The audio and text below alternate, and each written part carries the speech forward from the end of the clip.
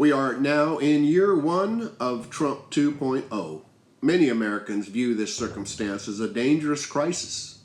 We've had other crises in our past, like the Civil War and the Great Depression, which were dealt with in ways that, once we got through them, there was residual benefit to society, such as the end of slavery with the Civil War and the beginning of a social safety net with the New Deal. This current crisis has seen some examples of fighting against the horror being perpetrated on a daily basis, and one of the goals of this discussion is to analyze the effectiveness of these examples. Welcome to this latest edition of the Cranky Curmudgeon's Corner. My name is Paul Thomas. Joining me with their contributions to that analysis are Doug Heinrichs and Marilee Rendulich. Welcome, panel. On November 4th, the Democrats enjoyed electoral victories in the New Jersey and Virginia gubernatorial elections, the Pennsylvania Supreme Court, the redistricting congressional referendum in California. Congratulations, Marilee, on that one. The Utility Commission in Georgia, the mayoral race in New York City, and many other local and municipal elections across the country during the longest federal government shutdown in American history. The reason the Democrats gave for filibustering the shutdown, the continuing resolution passed by the Republicans in the House, was the stark reality that skyrocketing healthcare insurance premiums will very soon cripple the budgets of millions of American families. The electoral euphoria of November 4th didn't even last a week because 8 Senate Democrats decided to end the filibuster to open the government by voting with the Republicans on a bill that had no solution or even mention of the devastating increases of healthcare premiums, which was the sole talking point of the Democrats during the shutdown. But it did include a provision to allow Republican senators who covertly participated in the January 6th insurrection to coerce DOJ to fork over $500,000 of taxpayer dollars for being investigated about the role their phones played in said insurrection. One final tidbit about the Senate Democratic votes: because the Senate terms last 6 years, none of the 8 voters are standing for re-election next midterm 2026. Given all this background, along with all the history you've observed, how much respect do you have for the structure of the Democratic Party, especially the leadership we see in Congress? Marilee, you had a pretty good electoral result, and it was your Democratic governor that was kind of spearheaded that. So you may have a better viewpoint of how the Democrat Party is working at this point. But overall, how do you see it functioning?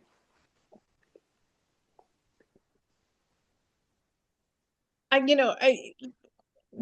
have to come out saying they're the minority party. And that's unfortunate, but when a president gets both houses, it is a very difficult hill to climb to try to be heard. I hear them, but then I'm receptive to them. The MAGA doesn't hear anything unless it comes from Trump's mouth. So I think they've done fairly well. I think that Trump has given them a lot of things to complain about overall. With respect to what they did on the budget crisis, that was really an untenable situation. And sure, I could have hung in there. I'm on a pension. I get paid. They can't touch it as far as I know. But when I think of how many people have lost their jobs, were not getting paid, were forced to go to work, nobody wanted to fly then, did they? Because the poor, air traffic controllers are being forced to go to work or being penalized if they get sick. There was a lot there. And it's a cruel government that's, running this administration right now. They could have gone on forever. I think they would have gone on forever. So I'm I'm somewhat sympathetic to those 8 senators. I think that they felt the country needed to move forward, that we weren't going to get the traction that we needed. And if we lost, and if they lose their health care, that Republican Party's going down next year, hands down. I don't think in the big picture they felt that they had everything to lose. No, that vote's supposed to be this week. The vote that the Senate promised those 8 senators that John Thune said that we were going to hold a vote on this on health care premiums. But from what I've been hearing, there's not much hope that they're going to do anything because they don't have a plan. The Republicans Well, don't. the latest plan I heard is that he wants to now create health care funds for people. Again, it's probably checks signed by Trump, that Yeah, he gives out two to two grand. How long is 2 grand going to last? Yeah. Yeah. All right. So you're But that's that's a loser yeah. in the big picture. I think that's a big loser. And so they got the government running. I think it was a safety factor in the very big picture. And I think it was an important thing to do. I wish we could have hung on longer because I love the good fight, but I'm a little empathetic with where they were coming from. So you're overall okay with the Democrats, as you see it, doing the best they can, given the cards that they are dealt. Okay. Exactly. All right, good. Doug, how do you see it? I have a real different take, I must say. I think it's one more example of them being an astoundingly ineffectual party. I'm very sympathetic to Nate Silver's analysis of the Democratic Party, and his big theme is that they're so risk adverse. They won't ever put themselves on the line. And I think this is a perfect example. Everything that happened with the shutdown was utterly predictable before it happened. You knew Trump and his people were going to do what they did. So either you don't start a shutdown or you play to win. All they looked like is they wimped out at the end. And I think that is so much how everybody tends to view the Democratic Party that I think it's very destructive. Now, I agree that the Republicans are going to lose a lot in this, but the Democrats are gaining not because of anything the Democrats are doing. It's in spite of themselves. The Republicans are in the process, I hope, of self-destructing, so that the Democrats may by default come out better off, but not because of anything they're doing. I think they're disorganized. I think they're caught up in old-time politics. I think they are tone deaf to what's going on in this country. And I think that the thing they most have to avoid is looking like ineffectual wimps. And they have not figured out how to do that. And I think a lot of the reason Trump got popular in the first place is people were saying, at least he's going to do something. The Democrats promise the moon always. They're very idealistic in their rhetoric, and they never deliver. And they didn't deliver when they were in the majority either very well. So I think they're in trouble, and I think there needs to be a major rethinking of where the party's going. Because they do have a golden opportunity now, because I do think the Republicans have put themselves in a terrible spot. But I think the Democrats have a real risk of blowing it if they don't get their act together. So based on what you just said, how do you view the results of the November 4th election, where the Democrats pretty much won just about everything that was? So how do you see that? I see that as just that there's tremendous growing dissatisfaction with the Republicans and what they're doing, Trump and the Republicans. I think that is starting to happen. And if you look at Trump's popularity ratings, finally they're really starting to go down. And I think people are concerned about their pocketbook. They're concerned about very much bread and butter issues, which I think is the only thing that ultimately matters. And, they're facing higher prices. They're facing health costs that are going to go through the roof, increased unemployment. I mean, they're facing a lot of bad stuff. And I think it's starting to dawn on, you'll probably never get to the real super MAGA people, but they're not in the majority. We don't really need those people. We need all the people in the middle all the people in the past might have voted for Democrats and voted for Trump. Those are the people we need to bring around. And I think circumstances are bringing them around, but not because the Democrats are doing anything very great. I think it's spite of them. So they found that they woke up after 11 months of Trump. They kind of saw what he really represents, and Well, I that's think they're beginning to. I think they're beginning to. And I think it's a combination of, I think so much of his rhetoric uh, was about things that the average Republican voter didn't confront on a day-to-day basis. So he could say what he wanted and they believed him.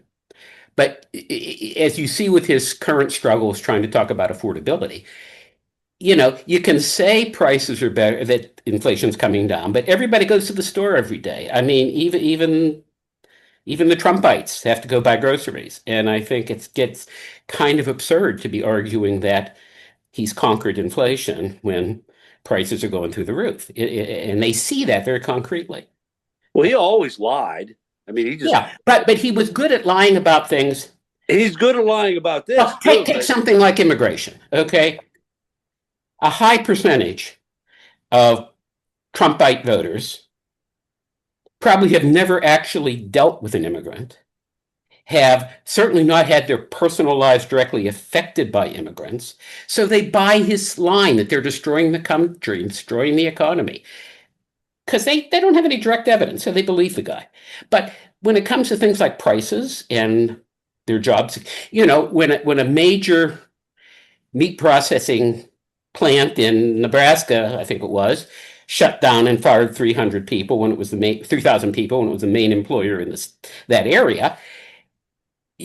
That's right in your face. And I think as those kind of things happen, I think you're going to see peeling support for him. And that's what the numbers are reflecting. His popularity is getting less and less. But Doug, I mean, I understand where you're coming, your dissatisfaction, but with the Democratic Party. And yeah, Trump's imploding. Thank God. Thank God. I hope Everybody is finally it coming. in time. That's my only concern. But yeah.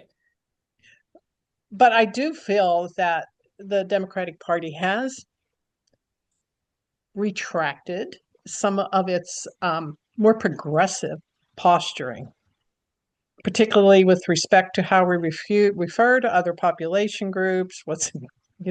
Some of the things that drove people crazy because it got a little untenable. Mhm. Give me an And I think, example of that, Marilee. Give me an example of some of those things that have become untenable. well, it's just how you constantly had to refer to different population groups or positioning and how the polite way of referring to these different people.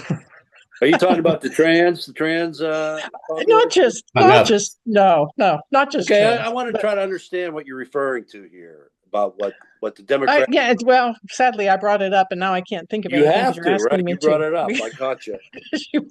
Sort of what the Republicans call wokeness, right? That's what. Exactly. Yes, thank you. But I feel that they've retracted. They're becoming a little more mainstream, and they're not dwelling on all these factions that I think really, really did unnerve people because you can't keep up with a lot Yeah. of them. Yeah. I also find that maintaining dignity throughout. Okay, my governor is not doing that, and I love every minute of it. But in reality, most people are maintaining their dignity and conducting themselves in a courteous fashion. And I think in the end, people do respect that. And I don't think that, you don't have to vote for the Democratic Party. And the fact that they are, I think, is a reflection that it is a preference. They do have a preference for not just our policies, but our conduct. So it may not be a sterling, dig, and we're not making a lot of ground. And maybe the big fight doesn't appear good enough. But I think that consistent behavior and policy referencing, especially with healthcare, some of these things in climate change have always been mainstays of this party. I think that they're sticking with the big issues. Affordability really does help. So it may not be glamorous or glitzy or all over the news, but I think it helps. Do you see the Democratic Party in its role as a participant in the electoral process as the major opponent to Trump's march to a dictatorship? Or is there another entity you can name that you feel has more juice than the Democrats, Doug? I mean, you really threw some shit at the Democrats. I do. Having said that, though, Yeah. I do think that they're the only real viable option for a primary opposition to Trump. Who else is there? What else is there? I think there are entities that in the past would have gotten a lot of mileage through the judicial system and taking on a lot of the illegal behavior. With our current courts, you can't count on that working. So I think the only possibility is through the legislative process. And what do we've got? We've got Republicans and Democrats, and they're the only real games in town. So yes, I think the Democrats are the primary one. That's why I'm so distressed when I think they're blowing it, because I Okay. think they're the people who have the capacity to actually do something effective. I take it, Marilee, you agree with Doug that Democrats are the game that we must play. Yes. I I don't see any other path. I don't. I agree completely with that. But I think some of the can I go on? Yes, yes.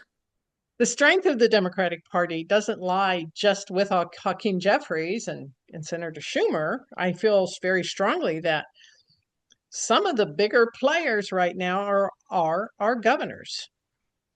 So I mean, Josh Shapiro and um, Spritzer. Pritzker. Pritzker, yeah. Love him. I love him very much. And of course, I love my own governor. I think that they're magnificent in bringing forth opposition to all the things that the feds are doing in a very illegal fashion, with these ICE raids and snatching people. Their lawsuits. California has like 60 some lawsuits against the Trump administration, and he's been in office only not even a full year. Right. They're fighting on every level that they have to fight on. I'd like to see a lot more governors getting involved. I think that they speak very closely to their own population groups, to their constituents, and I think they're a very relevant and moving base for us. Very important part of the Democratic opposition are those governors. And I think, Doug, you have a good one too down there in Maryland. Yeah. Yes. Absolutely. I'd like to hear more from him, but he's still busy building a bridge, and he needs those federal dollars. Trying to get some money to build a bridge from the feds. Yes, that would. Yeah, that Key Bridge. Yeah, that's tough. That's So. tough. How do you rank the importance of organizations which produced Hands Off and the No Kings rallies? We have Indivisible, Move On, ACLU, Public Citizens, along with labor unions and many other groups, too numerous to mention, all have coalesced to produce the biggest protests in American history. In addition to the ranking of importance in this current moment, we also want to hear your beliefs on how sustainable this type of resistance is in the long run. Does it have staying power? Now, you both said that the Democratic Party is the main vehicle for the opposition, but these rallies actually have people participation in it, the population, and so that's got to be some significance as far as the resistance as well as the Democratic Party. So, how do you rank that in importance, and do you see this continuing, Marilee? Oh, I certainly hope so. They're very invigorating. I don't know if you participated in No Kings. I did participate in 2 of them. I did. And there are people protesting on every level, everything that he does. You see so many different posturings and positionings. I think it's refreshing. I think it's educational. I think the community really wraps behind it. We have so many people going by, honking horns, flashing signs along with all the protesters. So it also had them lying ferociously about us across the country, about violence that didn't exist. So when they're lying, it's making an impact. When they're trying to bring false attention to what's going on, to these protests. So I found that all very, very positive. So before I go to Doug on this, as far as importance goes, I'm anticipating there's going to be some big organized events right before the primary elections, and the midterms before November. So I'm seeing probably one in the spring before the primaries and one right before the midterms in November. So I agree with you that I just felt so good being with the people and hanging out and talking about, like-minded people who are all pissed off, but just the camaraderie and the good feeling, the relationships, that was great. It was great. All right, Doug, are these protests sustainable, and how do you rank their importance? Yeah, I think they're actually very important, but I think they're primarily important. It's usually said that it's pointless to preach to the choir, but I think the fact is there's often a very good reason to preach to the choir. I don't think these protests convince one Trumpian to change how they're thinking about things. What I do think they do is keep the rest of us believing there is hope, that we shouldn't give up the fight, that there are a bunch of us out there, that there may be enough of us to really make the difference. So I think that's the primary value. I think the secondary value is that I think they worry Republican politicians who are worried about losing their elections. And I think the biggest thing that's going to encourage Trump's self-destruction is if Republicans start to feel that they have to oppose him sometimes because he's going to take them down.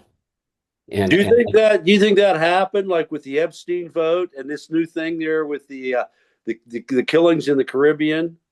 I think those things are, but I don't think there's going to be any one big issue that just catastrophically takes him down. I think every time something like this happens, a little bit of his support peels off. A little bit, Republicans, I think up to now, Republican politicians have felt they cannot oppose Trump because they're going to lose. Now they may begin to think that if they can't afford not to oppose Trump, or they're going to lose. And I think that if that starts to happen, and there's some hints of that. I mean, you needed Republicans to get the Epstein files, right? I mean, it wasn't Democrats couldn't do that on their own, right? I think you're starting to see those kinds of things. You're starting to see some Republicans be willing to pull away. And that to me is a very encouraging sign. Very negligible chipping away. Yeah. But given the margins, it doesn't take much. Right. While the Senate vote on the continuous resolution to end the shutdown less than a week after the election took place took all the hot air out of the Democrats' victory balloons, Trump signing the bill reopening the government barely got a sniff of coverage because on that same day, recently elected Arizona Congresswoman Adelito Grijalva was finally sworn in only because Speaker Johnson was forced to reconvene the House in order to pass on the Senate's continuing resolution to Trump to sign into law. This allowed Representative Grijalva to take center stage and dominate the news cycle by immediately signing the discharge petition, forcing the House vote to open up all the Epstein files. That same day, finally, good timing, the Democrats on the Oversight Committee released 3 emails they procured from the Epstein estate, which showed knowledge of Trump's hours-long encounter with an Epstein victim back in the day. This Epstein thing is not going away, and while it appears that the disclosure of each new batch shows increases in Trump's involvement, will the issue of the cover-up of this sex trafficking activity be the final straw that takes Trump down? Doug, you already said that you don't think it will, because I don't think there'll be a final straw, but I do think it's going to peel off some people. I think there are enough of the conspiracy types who have been so obsessed with democratic child abuse, pedophilic behavior in their theories, right? Mhm. That seeing it turn the other way may is going to be very hard for them to swallow if anything comes out that really seriously implicates Trump. So it's possible you believe that he could skate past this as a. Well, I think every time he skates, he loses a little bit of ground, and I think that's the way it's going to go. I don't think there's going to be one big issue that takes him down, but I still think this one's going to make enough of a difference to matter. So, Marilee, this is a big one here. The Epstein files. Yeah, this is very hard for me to answer. It really is. Because when you think of the Catholic Church and the pedophilia that has been unearthed from the Catholic Church, and how many Catholics vote for Trump, I have no idea if this is really going to be a factor. People make excuses for this man for everything he's ever done. I just think they're so embedded. I don't know that it's going to be the thing that unlatches them. I was not aware how invested the Republican Party was in revealing the Epstein files. I wasn't either. I don't listen to Fox News.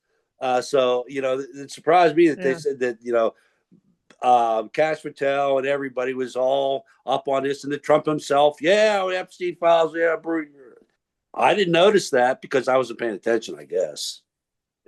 I think that the same here. I mean, I was aware of it, but I didn't until I really saw that newscast with many of the victims and then both representation from both parties. Did it become clear to me what a big figure? But it should be a factor. Well, in my mind, but it has never been his sexual exploits. I mean, they already talked about him in Miss Teen America, walking in there with the girls in their underwear or less, because he owned the show. He bragged to Howard Stern on the radio about that very thing. Yeah, it was before the first election.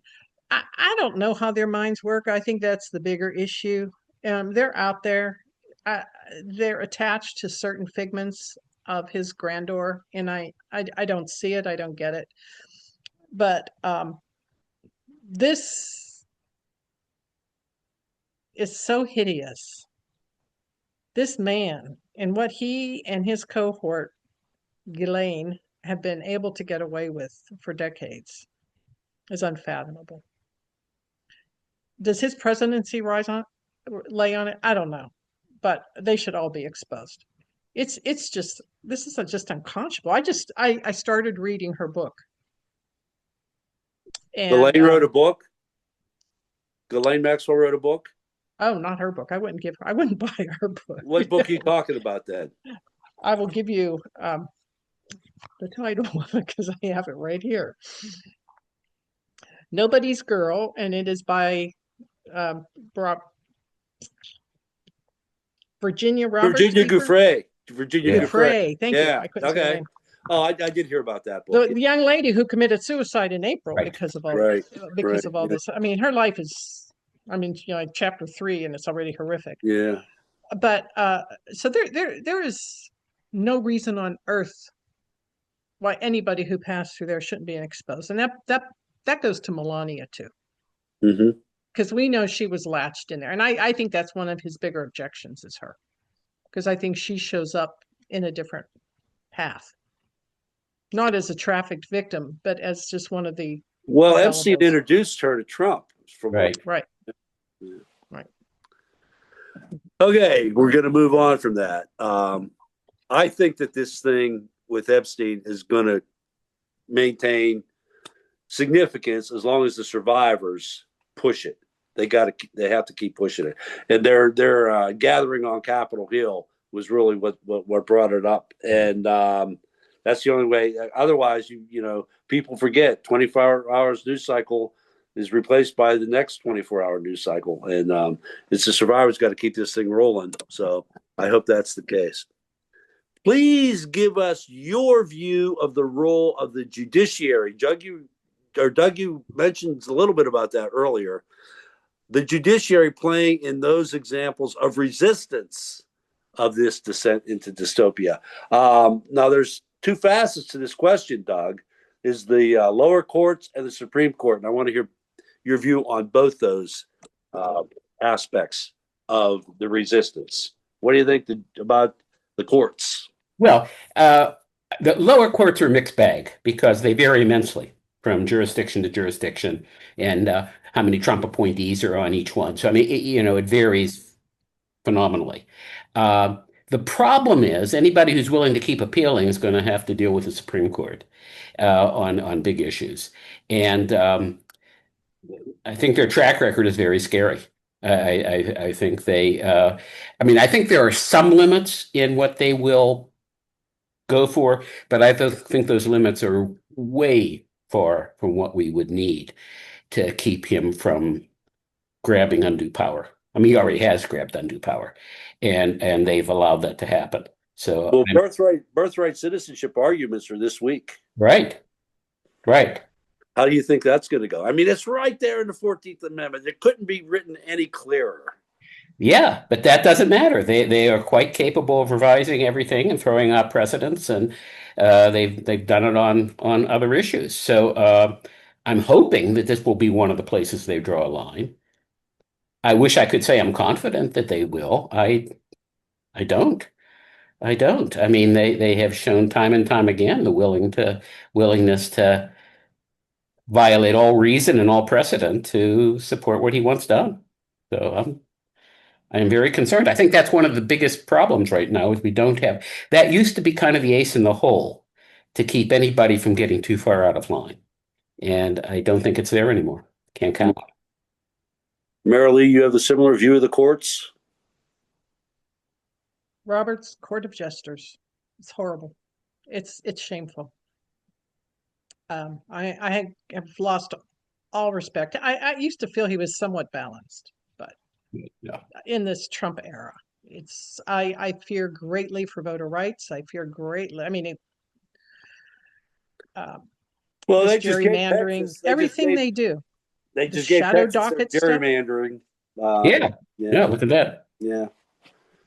It's just unconscionable. Some of the things that they can justify, and I almost, my heart breaks for the three women on there who always side with the liberal side, because I mean it must be so painful for them every day to go to work and deal with this. I think it is. I think Sotomayor is ready to cry half the time. Yeah. Whenever she writes her dissents. Yeah. One of the goals. Yeah, sorry. No, I was just going to say, I mean, I agree completely with Doug. I have no faith in the Supreme Court. I have much more faith in some of the other federal judicial branches. I mean, I think some of them are coming out with very fair or humane even decisions. And I think, Doug, to your point you made earlier, there are Trump-appointed judges who are going against Trump. There are some in the lower courts. Yeah. Yes, there are. So I think the lower courts are doing their job, and the Supreme Court is just a fascist enabling institution that just wants to. There are two things that they do. If it's a Democratic president, they call in the major questions doctrine, which means the agencies are not allowed to do anything. Only the courts can decide. Only the Supreme Court can decide. And if it's a Republican president, it's the unitary executive doctrine, which means he can do anything he wants. And that's kind of like how it's been working lately. Right. Yeah. One of the goals for this episode is to tap into your down-to-earth common sense wisdom as responsible citizens to elicit practical advice to our viewers as what they can do to help stop Trump and his cronies from taking us to the hellscape they are creating. There are Democrats heading down to the 2026 midterms. There are the protest events organized by Indivisible et al. There is the ongoing Epstein saga. But beyond the survivors raising their voices, there doesn't seem to be much more opportunity, unless you can come up with it, for regular citizen involvement. So, as a responsible citizen who clearly sees the danger, and I believe you both do, to the future of our society, what do you plan to do, and what do you suggest others with similar mindsets do in ways they can help? I know this is a tough question, Doug. Sure is. What Sure do you is. think? What do you have any plans yourself? And do you have any advice you can give as to what we can do?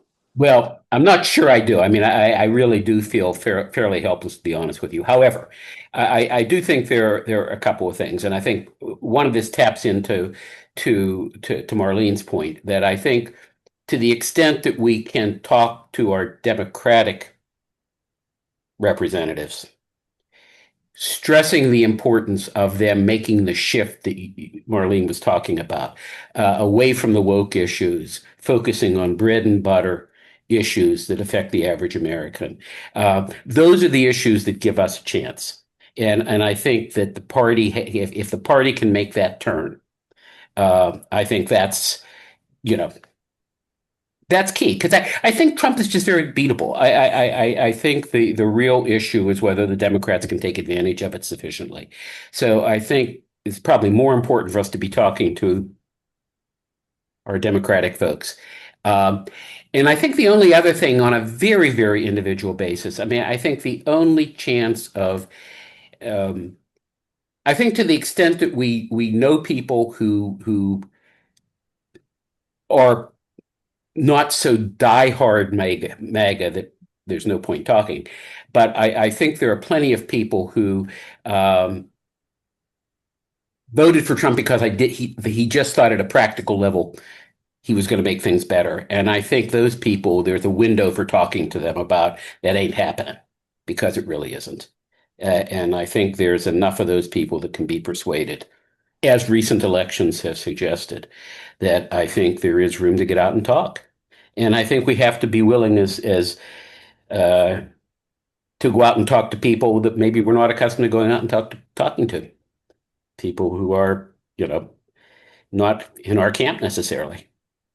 Well, that segues into the next question, but I want to get Mary Lee on the previous question. But before I even go there, I wanted to comment on your point about talking to like our Democratic representatives and tell them, I don't see that there's much of a vehicle for anything coming from the people to them. Even these town halls, which they rarely have too, because what happens is whenever you call them or send them emails or write them letters, all that does is puts you on their mailing list, which they send out an email. Look at all this great stuff I've done. And as far as responding to you personally, they don't really do that. I know my guy doesn't do it because I tried to set up like 5 different times. I tried to get meetings with him. He wouldn't see me, because I'm just an ordinary Joe, nobody significant. So, Mary Lee, you had participated in those rallies. Beyond that, and I agree with you that they were really great events. Do you have anything else that you think can be done? Yes. Well, I belong to the local area Democratic Club. Some of the things that they've been pushing is a lot of postcard writing. I also belong to a group, I think they're more indivisible run. Mm-hmm. Yeah. And every other week, we're down at a coffee shop for 2 hours writing postcards, and they'll churn out 600 to 1,000 postcards. We write for judges and state offices, all across the country. And we handwrite each postcard, address each one by hand. Very personalized. But they are scripted. We can't go off script. So how effective do you think that every is? postcard we've written for has won those elections. And we're not the only ones writing them, out here in our little California group. This is across the country, these little postcard groups. And they have been very effective. Postcard groups. Yes. So you get together weekly? You're saying you get together weekly? And the one in Riverside does every other week. Our club does like once a month. Then they're still printing things, and so it's not as personalized. But that's mainly because it's a much larger group and a lot harder to control. So I get that. But I know my sisters back east are doing it. I have one sister that writes from home all the time for Tony, that, it's mostly Tony the Democrat. If you download it, you can get a lot of that information. Phone banking has gotten a lot better. When we were doing Prop 50, we were really only targeting independents and Democrats. So you're phone banking to receptive people, and you're asking them to vote. People who may have already voted the way you wanted them to vote. They were already inclined to vote that way, right? Yeah. Well, you're incentivizing them to get out, and not everybody out here knew this was even on the ballot. This was a very special election. Yeah. It got a lot of airplay as we got closer to the election, but the actual activities started a little earlier. I mean, it was fast. This came out in September and we voted November 4th. So there was a huge push, postcard writing, phone banking, and also canvassing. So there's still a lot of that personal touch, and I think it really does make a difference. So people who care, and you can get them involved. We had so many more people coming to the Democratic Club meetings after the first No Kings March. Unbelievable. By the second No Kings March, that many more, no more seats in the room. So these things do matter. People are needing to reach out and to find each other. And so these community activities, I think, really help. The only comment I have about all that is, you go, girl. Yeah, I mean, that's inspiring me. That really is. That, because I kind of feel like I'm trying to be active too, but that what you just described is really encouraging. So good. Do you see any value in confronting MAGA family members and neighbors with arguments that are intelligent and practical about what is happening? Marilee, do you have anybody in your family who is MAGA, or do you have anybody in your neighborhood that you interact with? Yes. Of my siblings and mom, everybody voted. One brother did vote for Trump, but and that was in 2016. But a month after he took office, he called him an asshole. That may get bleeped. Sorry about that. No, it won't. No. It's a podcast. There's a lot more things. He's a Republican by nature, so he struggles with some of the issues, but he sees him for what he is. So there aren't any real issues within our family unit. I have never wanted to put out signs because I know I have MAGA neighbors. I know I have anti-MAGA neighbors, but I also have MAGA neighbors. But I live on a little cul-de-sac. And it's almost like personally offensive to them when you put out this home signs. So I tried to avoid the small time controversy, but I did put out my Prop 50 sign. I just decided I'm of age now. It's going in. You radical. But to my point, do you feel that there's any value in engaging in conversation with anybody in your neighborhood who might be MAGA? Absolutely not. Okay. That's what I wondered. Doug, what about you? Is there any point in it? I mean, there's degrees of MAGA-ness, I suppose. And I think the real hardcore people, it's probably a waste of time to try to do that. But I think there are, if you look at the polls on Trump's approval rating and break it down between those who strongly approve and only somewhat approve, his strong approval group isn't that big. Mm-hmm. So there are a bunch of people who have been pro-Trump who are open to doubts. And I think the key is how that's approached. I think there are a couple of things. I think, first of all, you don't go in talking about threats to democracy, and you don't go talking about moral high ground. You go in talking about inflation, jobs. This is the kind of thing that tends to impact that group of people. And I think the other thing the problem you have with people who have supported Trump and have begun to doubt it is it's very awkward to admit you were a fool. right? So you've got to be very careful in how you present that. And I think I think is Trump has kind of given an opening for that because I think you can say it looks like the longer he's in there, he's really shifting positions. He no longer is doing what he said he's going to do for all of us. That there's been a change, and that you got to recognize that.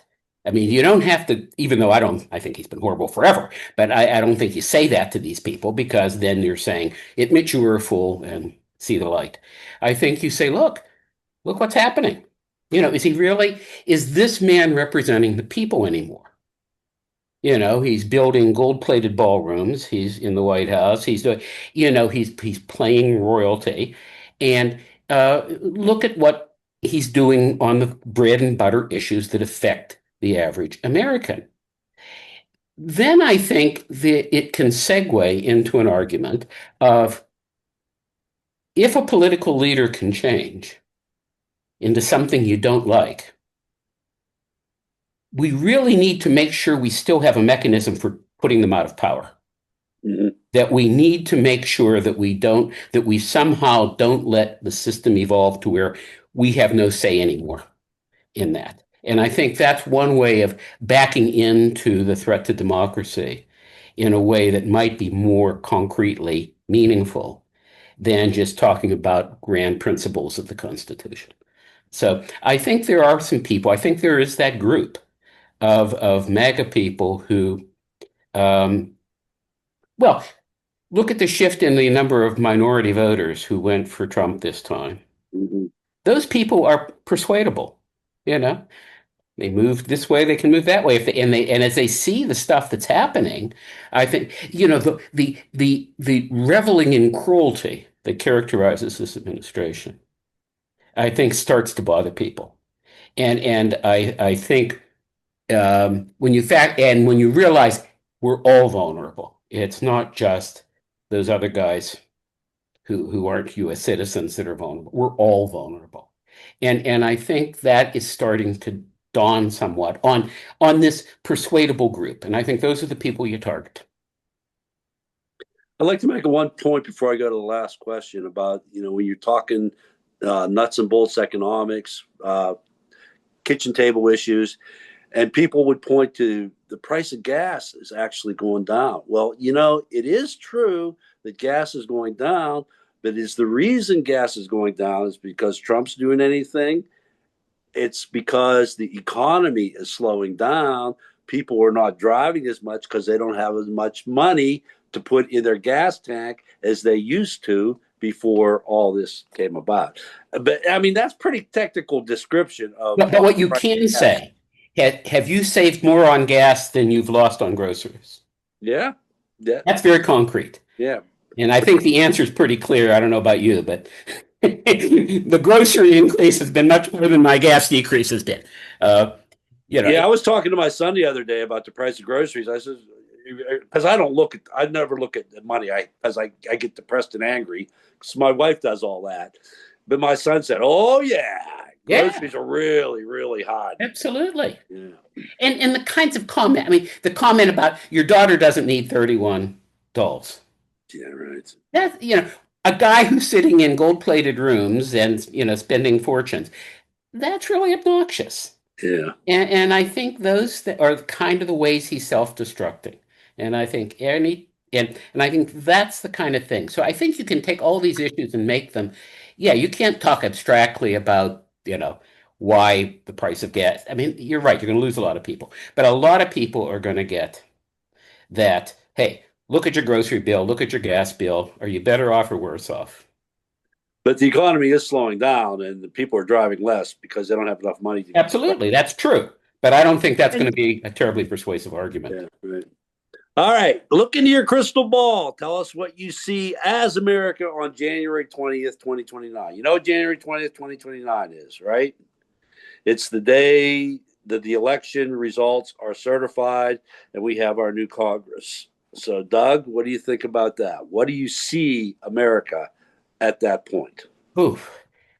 I'll tell you, I think it's a real hard call, and I think it's a real hard call because I think you have two opposing forces.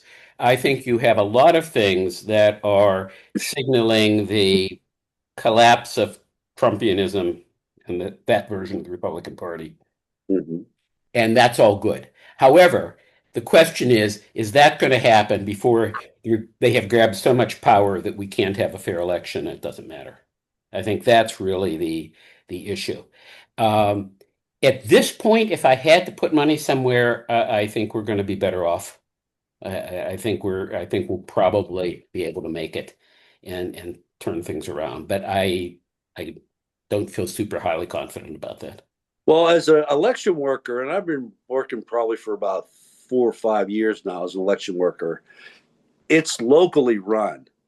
And I cannot see how the feds can get and infiltrate the actual elections just because of the tightness that we have is in order to ensure that everybody who comes in is registered to vote. Then those who aren't registered on our book that we look at, we give provisional ballots, and there's not that many good. I just think the elections that are institutionally, traditionally worked are just so tight that I don't see the feds being able to come in and make any mess. Now, Well, imagine this scenario. Imagine them saying the election was that there was all this election fraud, challenging it, and that case getting to the Supreme Court.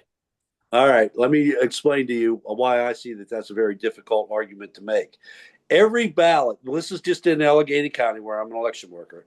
Every ballot is written on paper, okay, and then it is put in the machine, which counts it. You fill in the bubbles like you do on your standardized test, and that ballot goes down to the bottom into the bin. So if there's going to be any challenges made, the challenge has to occur where they count those ballots again.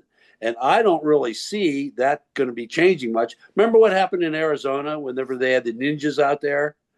But there was that one county was real close, Maricopa County, I guess it was.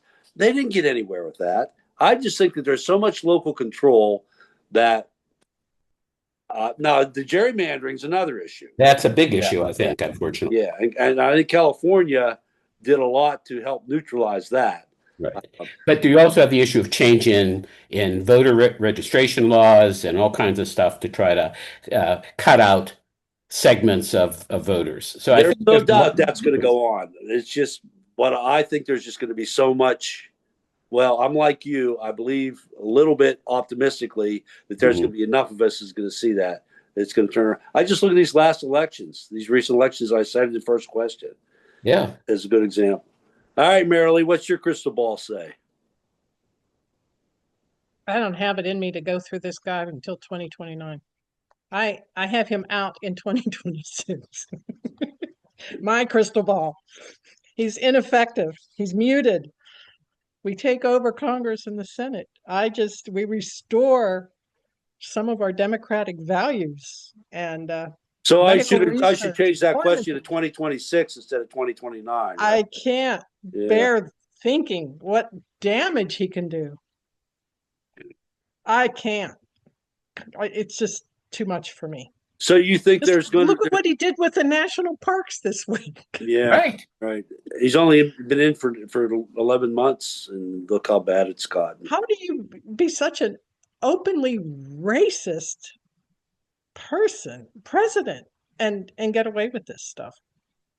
You can get in free on his birthday, though. I suppose we should be appreciative. Yeah. Don't forget that part, right? That's important, right? So you don't feel very optimistic then, or are you?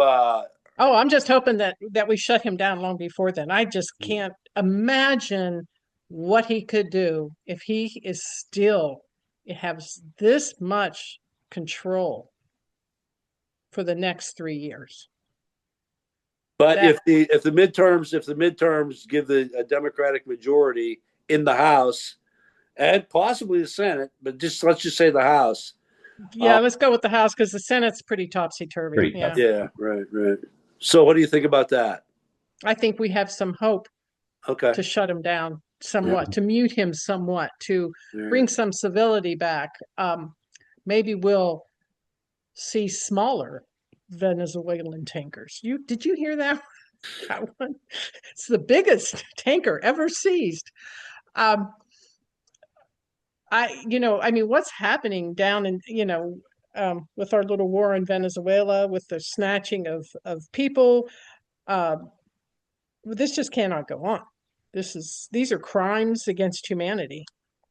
And if it's not going to happen within, it has got to happen with our allies. I am looking to our allies, even our Pope, to bring some sanity and civility back, and hopefully tap him down even further and keep him from raging on, which in my opinion is all he's been doing, is just raging against everything and anybody he can poke a stick at. Well, I think the biggest thing is having Democratic chairs in those House committees, oversight, defense, and going ahead and hold hearings, And another thing, I think that is very valuable, but we do have to reflect back when Biden was president and how many of them refused to testify. I mean, there is a problem, inherent in Congress as well. But if they can't get control of some of the stuff he's doing right now, these war crimes, I just don't. I can't imagine 2029. Well, my preference, if I was Hakeem Jeffries, would be to start impeachment proceedings against Hegseth, Nome, Bondi. They impeached Clinton for lying about a blowjob. Mm-hmm. They every time that they get in front of Congress, they lie all the time too. You could easily pull those out. They tried to get Comey for lying, which really wasn't a lie. He told the truth. They tried to get him for lying anyway. I mean, that was an indictment. But I think impeachment proceedings against these cabinet officials would be a good way to start. But that's just me. I'm all in if we win, but we have to win the election to get that triggered, Yeah, right? So right. We have a lot of work to do next year. We also have a new governor coming in here. Girl, because you and your California postcard people are just doing it all. Hey, they're postcarding all across the country. Yeah, well, that's great to hear. All right, Mary Lee, Doug, thanks so much. This was a great discussion. I'm so glad whenever I get you guys together. It's fun. Yeah. And all you out there in Cyberland, thanks for listening. Until next time, stay tuned and we'll be there. Bye now.